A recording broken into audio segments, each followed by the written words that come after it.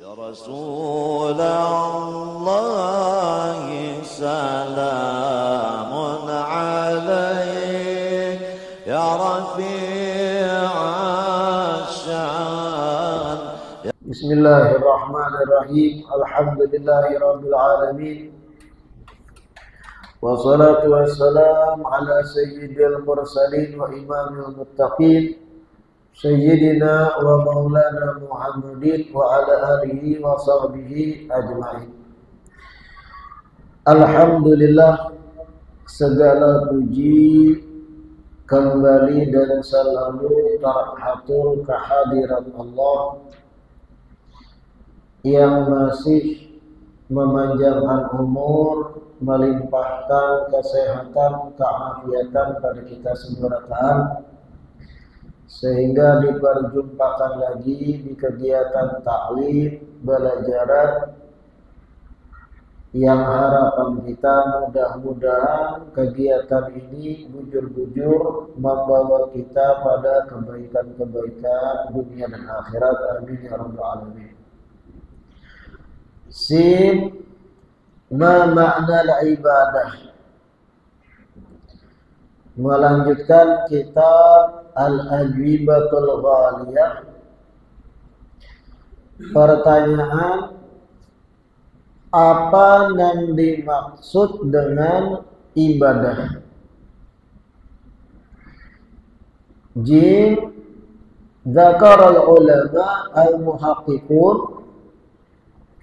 anna al-ibadata syar'an hiya al-ityanu bi aqsa ghayatil khudu' ma'a'tiqadi rububiyyatil makhlu'i lahu aw syai'in min khasa'isiha kastiqlalin bin naf'i wa dhurri. Ulama menyebutkan, ulama yang ahli dalam tahqiq menyebutkan, sesungguhnya pengertian ibadah itu secara syariat adalah mengerjakan sesuatu dengan sangat tunduk patuh besertaan dengan keyakinan sifat ketuhanan yang ada pada yang ditunduki, atau berkeyakinan bahwa yang ditunduki memiliki sifat-sifat yang hanya dimiliki oleh Tuhan, seperti memberi manfaat atau mudarat. Ini pembahasan tentang arti ibadah. Kenapa jadi ada pembahasan ini? Tujuannya agar kita bisa membantah orang-orang yang dengan mudah menuduh-nuduh amalan-amalan kita sebagai perbuatan syirik karena dianggap bebuhannya amalan kita itu ibadah. Pian ziarah kubur ulama, lalu pian membaca Al-Quran di kubur ulama. Orang-orang yang ekstrim, yang ketujuh membid'ahkan, yang anti maulid Nabi, yang anti tahlilan haulan, ketika melihat pian membaca Quran di kubur ulama, mereka langsung mengatakan pian maibadahi si ulama. dituduhnya pian maibadahi. Pahamlah katanya. Pian dituduhnya maibadahi ulama nang diziarahi. Bahasa lain tuh pian seakan menyembah kubur si ulama. Kenapa? Mengaji di situ. Lalu keluar kata-kata dari mereka, ini perbuatan musyrik.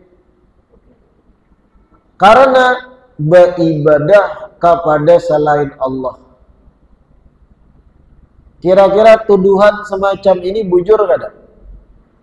Salah, jelas. Bagaimana kita menjelaskan salahnya tuduhan ini? Salah satunya mengupas kembali definisi ibadah itu sendiri. Pian ziarah kubur wali, mengaji di situ, Yasin dan yang lain.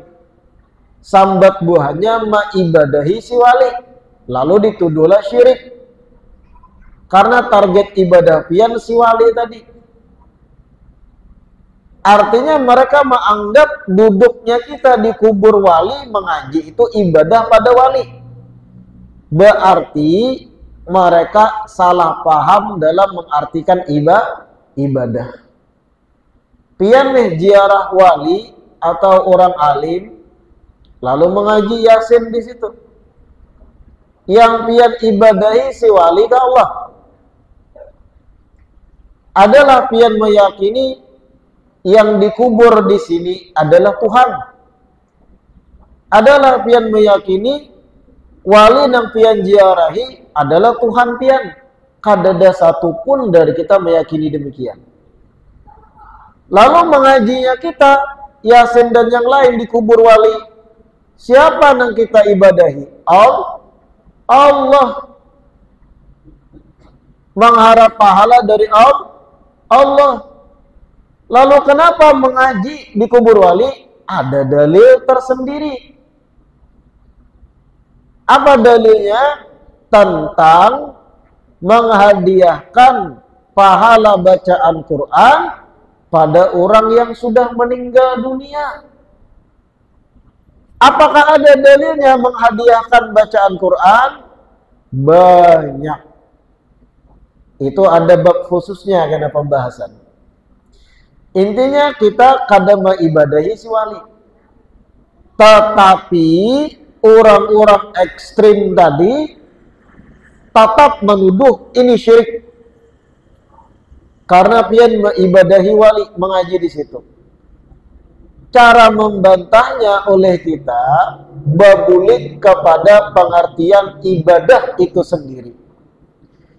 Ibadah tadi kita baca al-ityan bi aqsa ghayatil khudu, mengerjakan sesuatu dengan sangat tunduk patuh, dibarengi, nah ini pentingnya, dibarengi tunduk patuhnya tadi, ketaatan tadi, dibarengi, diumbayakan keyakinan akan ketuhanan siapa nang ditunduki. Pian sembahyang, pian menggawi salat itu tunduk patuh dengan perintah nang memerintah, yaitu Allah. Ketika pian menggawi sembahyangnya, pian membersamai keyakinan dalam hati bahwa nang pian tunduk patuhi ini adalah Tuhan, yaitu Allah. Di samping prakteknya pian mentaati perintah sidin yaitu sholat, dibersamai dengan keyakinan di hati yang memberi perintah ini adalah Rabbun, Tuhan, Allah, yang maha memberi manfaat, maha memberi mudarat. Hanyar dikatakan sholat nang pian gawi adalah ibadah. Karena mengumpulkan dua hal, menggawi perintah dan meyakini yang memerintah adalah Tuhan, yaitu Allah. Lalu sholat itu dikatakan ibadah. Kalau mengaji di kubur wali, mengajinya sendiri itu memang perintah Al-Quran, membaca Quran. Tapi kadang dibarengi keyakinan bahwa si wali adalah Tuhan. Adalah pian meyakini wali adalah Tuhan. Kada. Berarti kada ibadah. Dalam hal kalau dikatakan yang kita ibadahi adalah si wali, ini bukan kayak itu. Yang kita ibadahi Allah juga. Praktek mengaji tadi menghadiahi pahala pada si wali. Nah itu pembahasan lain. Sehingga jelas tuduhan mereka seputar amaliyah kita yang sudah dicontohkan ulama beratus-ratus tahun mengaji Al-Quran di kubur seseorang, ini kadang ibadahi nang dikubur. Kenapa kayak itu? Karena kadang sedikit pun keyakinan kita yang dikubur ini adalah Tuhan. Makhluk kayak kita juga. Cuma tadahulu meninggal. Pahamlah sampai di sini dia. Adapun bebuat ekstrim karena mengajinya dikubur seorang makhluk lalu dipadakannya syirik, beribadah kepada selain Allah. Nah, ini jelas pahamnya cacat, logikanya cacat. Ya keduduki kita nang lagi mengaji takuni nang ikam ibadah ini nang dikuburkah? Jelas kita menjawab kada. Kenapa? Sesumbar nyamannya menuduh ini adalah amalan syirik dan semacamnya. Nah itu yang disebut di perjumpaan sebelumnya at-tajasur, gegabah menuduh orang lain berbuat syirik, dan itu bahaya. Kita baca semalam hadis, bahayanya menuduh orang lain musyrik. Tabligh kainya kena. Nauzubillah min dzalik. Artinya tadi ibadah itu manggawi perintah sambil meyakini sifat ketuhanan pada yang memerintah. Baru dikatakan ibadah. Wa amma ma'antifai hadzal i'tiqad. Adapun satu perbuatan yang kada dibarengi keyakinan akan ketuhanan seseorang atau sesuatu, fala yakunul ma'tiyu bihi ibadatan aslan, maka yang dikerjakan itu kada dikatakan ibadah, kada dikatakan menyembah kepada sesuatu atau seseorang itu. Menziarahi kubur wali kada meyakini si wali sebagai Tuhan, berarti kita tuh kada mengibadahi si wali. Nah itu singkat. Walau kana dzalika sujudan, walaupun bentuk praktek sesuatu tadi berbentuk sujud, bentuk zahir lahiriahnya sujud bahkan, tapi sujud tadi kada dibarengi keyakinan bahwa yang disujuti ini adalah Tuhan, itu kada dikatakan ibadah. Kenapa demikian? Wa yadullu lidzalik amrullah ta'ala al-malaikata bi an yasjudu li Adam fasajadu lahu. Dalil bahwa sujud semata tanpa dibarengi keyakinan bahwa yang disujuti adalah Tuhan itu bukan dikatakan ibadah. Dalilnya dalam Al-Quran sendiri, ketika Allah memerintah para malaikat sujud pada Nabi Adam. Allah menyuruh malaikat sujud pada Nabi Adam. Fasajadu lahu, dan malaikat pun sujud kepada Nabi Adam. Apakah malaikat yang sujud pada Nabi Adam, sujud para malaikat tadi dibarengi keyakinan bahwa Adam adalah Tuhan? Kada.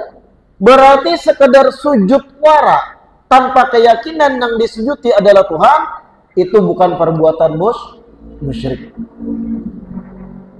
Itu bukan perbuatan mengibadahi selain Allah.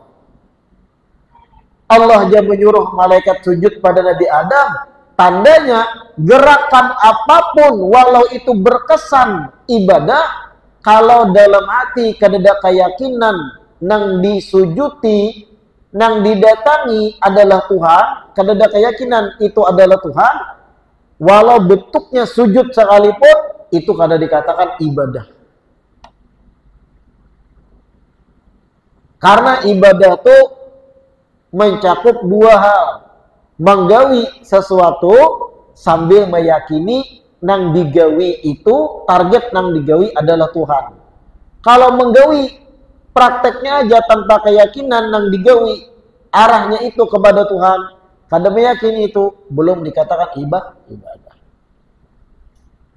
Nah, ini membantah tuduhan gegabah praktek-praktek amaliyah kita syirik.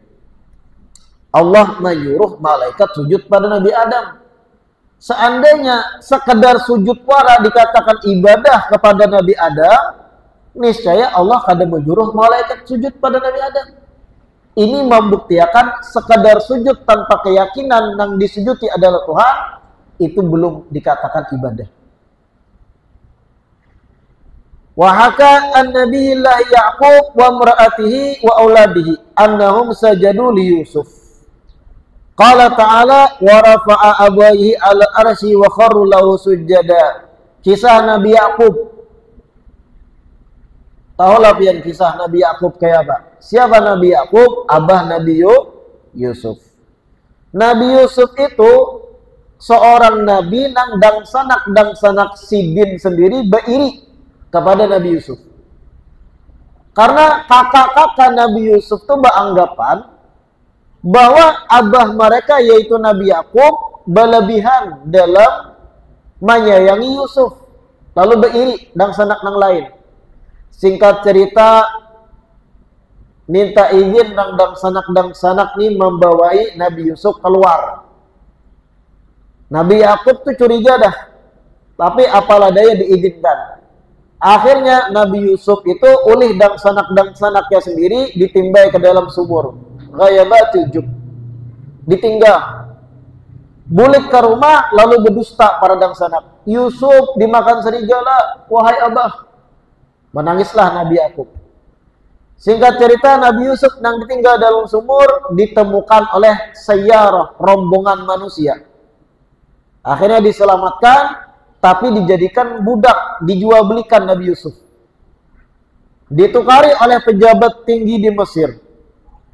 Lalu singkat cerita panjang kisah Nabi Yusuf di Mesir, sampai ketika di penjara, kawan-kawan di penjara minta tafsirkan mimpi, lalu Nabi Yusuf bisa mentafsirkan. Lalu tersebar kisah kemampuan Nabi Yusuf dalam menafsirkan mimpi. Lalu diangkat singkat cerita menjadi pejabat tinggi di Mesir. Singkat cerita lagi, dangsanak Nabi Yusuf tadi melakukan perdagangan ke Mesir. Lalu Nabi Yusuf tahu, singkat cerita, ujung ending kisah Nabi Yusuf, Abah Sidin, Mama Sidin, dangsanak barataan, bermaaf-maafan. Dangsanak yang awal tadi berbuat jahat pada Nabi Yusuf, bermaafan barataan. Dan dimaafkan oleh Nabi Yusuf. Ketika di ending cerita itu, warafa'a abawaihi 'alal arsy, Nabi Yusuf ma'andak atau mengangkat abah Mama Sidin di atas singgasana. Wa kharru lahu sujada. Kemudian seberataan sujud pada Nabi Yusuf. Abahnya dan sanak-sanaknya sujud pada Nabi Yusuf. Nabi Ya'qub sujud pada anaknya sendiri yaitu Nabi Yusuf. Dan sanak Nabi Yusuf sujud pada Nabi Yusuf. Kalau seandainya sekedar sujud adalah perbuatan musyrik karena beribadah pada selain Allah, maka kenapa mereka para nabi itu sujud kepada makhluk, yaitu anaknya sendiri Nabi Yusuf? Menandakan sekadar sujud wara tanpa dibarengi keyakinan bahwa yang disujudi adalah Tuhan, maka sujud wara itu belum dikatakan ibadah, sekadar penghormatan. Qala al-Hafidz Ibnu Katsir fi tafsiriha ay sajada lahu abawahu wa ikhwanuhu al-baqun wa kanu ahada asyara rajula. Imam Ibn Katsir ketika mentafsirkan ayat ini, ujar Sidin, Wa kharru lahu sujada, seberatan sujud pada Nabi Yusuf, yang sujud adalah kedua orang tua Nabi Yusuf sendiri dan sanak Nabi Yusuf yang tersisa, dan jumlahnya 11 orang laki-laki sujud berataan pada Nabi Yusuf. Wa qad kana hadha sa'iqan fi syara'i'ihim idza sallamu 'alal kabir yasjuduna lahu. Di zaman Nabi Yusuf, zaman nabi-nabi sebelum Nabi kita Muhammad, sujud pada manusia itu boleh, asalkan jangan meyakini yang disujuti adalah Tuhan. Sujud wara itu boleh sebagai bentuk penghormatan di syariat nabi-nabi terdahulu. Walam yazal hada jaizan min ladun Adam ila syariati Isa alaihissalam. Sujud kepada makhluk, sujud pada manusia semenjak zaman Nabi Adam sampai nabi sampai terakhir Nabi Isa, sekedar sujud pada manusia itu masih boleh. Fahurrima hadza fi hadhil millah. Adapun di syariat Nabi kita Muhammad, sujud kepada makhluk haram hukumnya. Akan menjadi lebih fatal lagi kalau sujudnya sambil meyakini yang disujuti adalah Tuhan. Tapi kalau sujud wara tunduk pada manusia, syariat Nabi kita Muhammad dalam hukum fikih haram. Tapi kada musyrik. Kalau tunduk wara tanpa meyakini yang disujuti adalah Tuhan. Zaman Nabi Adam sampai Nabi Isa, sujud pada manusia boleh. Syariat mereka. Tapi syariat Nabi Muhammad, walau sekadar sujud wara tanpa meyakini yang disujuti Tuhan, itu pun haram juga di syariat Nabi kita Muhammad. Tapi walaupun itu haram, kalau kada meyakini yang disujuti adalah Tuhan, itu sekedar dosa wara, kada sampai dikategorikan musyrik atau murtad. Intinya, gerakan sekedar sujud tanpa keyakinan itu belum dikatakan ibadah. Kada sampai dikatakan seseorang itu musyrik, syirik, menyembah selain Allah. Kalau sekedar gerakan wara, kada sampai kayak itu, kada boleh menuduh kayak itu. Lain kalau hatinya meyakini nang disujuti adalah Tuhan, padahal nang disujutinya makhluk, hanya bisa dikatakan menyekutukan Allah. Kalau sekedar gerakan, jangan nyaman-nyaman menuduh musyrik, bahaya. Nah ini kembali jadi ulun, kenapa diangkat pembahasan ini di kitab ini, menyanggah tuduhan-tuduhan gegabah orang-orang ekstrim, nangka tuju membid'ahkan kita, menuduh praktek amaliyah kita syirik, datang minta doa pada tuan guru, syirik. Orang langsung aja minta pada Allah, jangan perantara makhluk. Ngeri bebuhannya nih. Pian tuh minta doa lawan tuan guru, adalah pian meyakini tuan guru itu Tuhan. Adalah pian minta doakan banyu lawan tuan guru ibarat. Adalah pian tuh meyakini tuan guru nang mendoakan banyu pian inya tuh adalah Tuhan. Atau nang akan menyembuhkan si tuan guru. Kada. Kita menganggap baratan tuan guru ini perantara, orang baik, orang soleh, sehingga lebih mungkin dikabulkan doa sidin daripada doa kita langsung. Yang mengabulkan Allah juga tetap. Kalau bebuhannya syirik, kenapa minta doa lawan makhluk? Langsung aja Allah Maha mendengar. Allah Maha dekat, Allah Maha melihat. Kenapa minta lawan makhluk? Syirik. Siapa yang menjawab?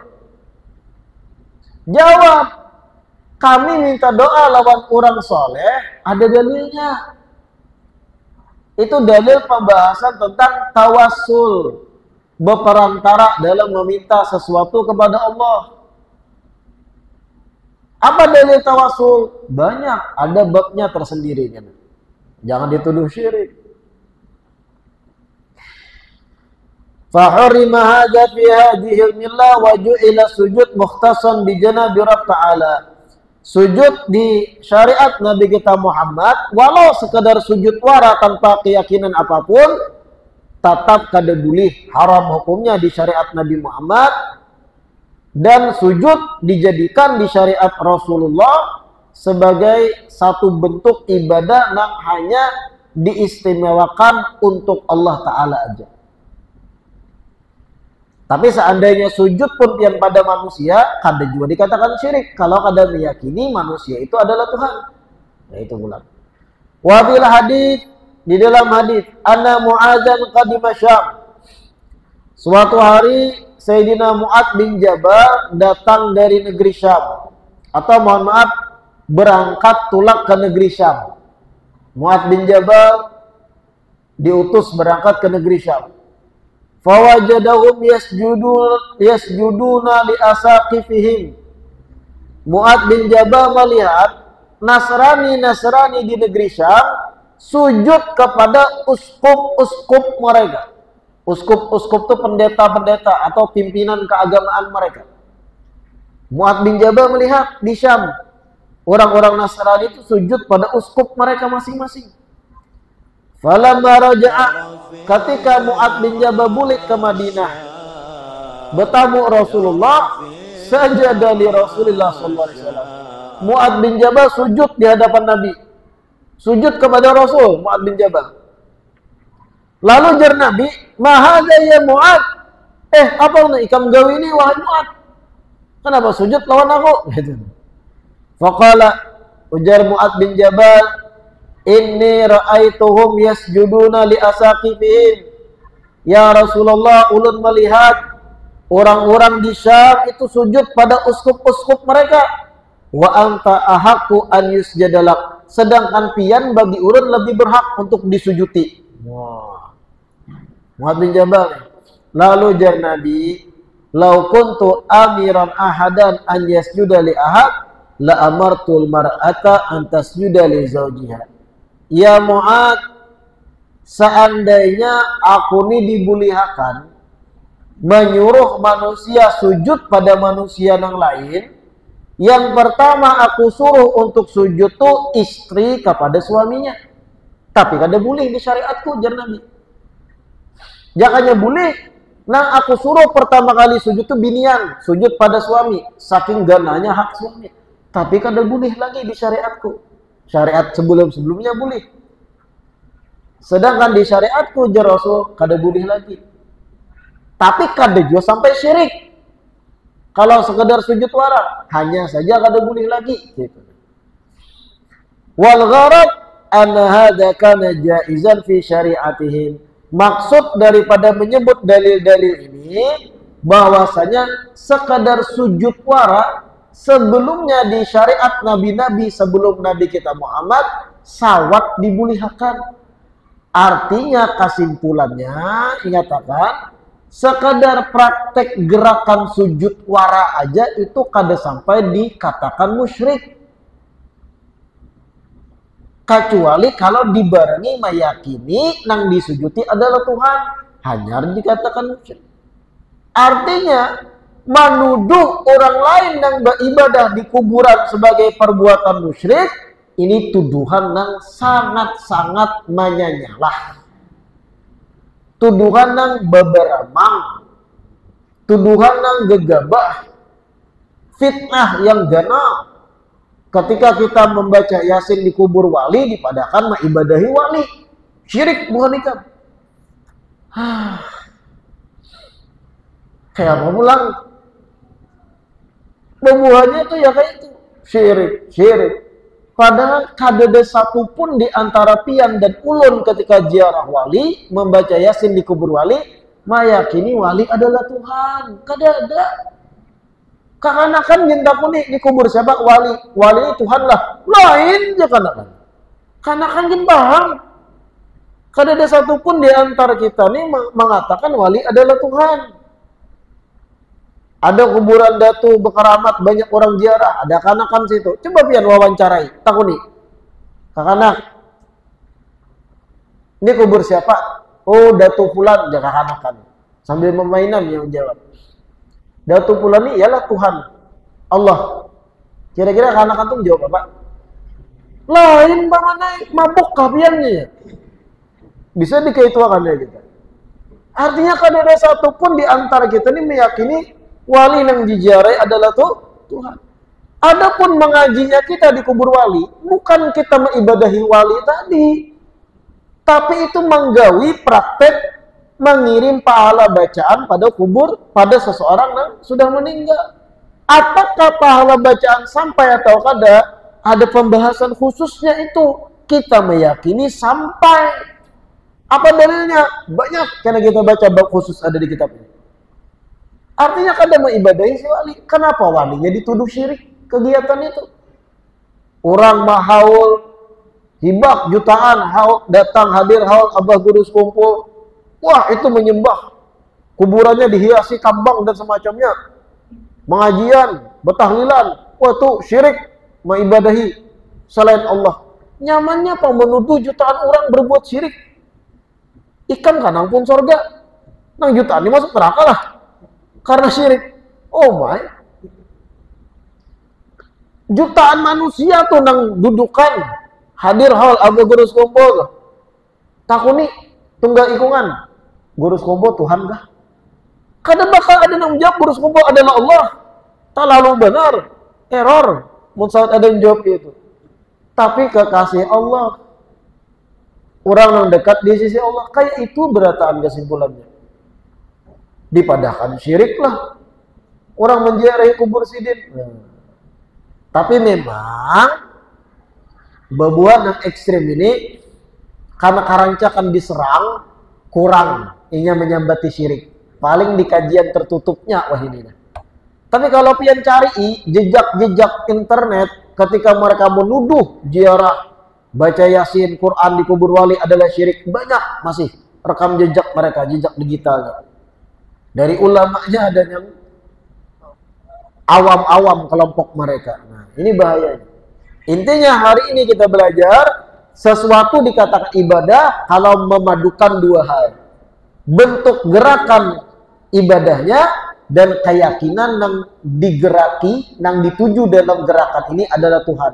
Kalau dua ini kada bersatu padu, belum dikatakan ibadah. Gerakan sekedar gerakan warak, belum langsung dituduh ibadah. Buktinya, sujud sempat boleh di syariat Nabi terdahulu. Padahal itu jelas gerakan ibadah.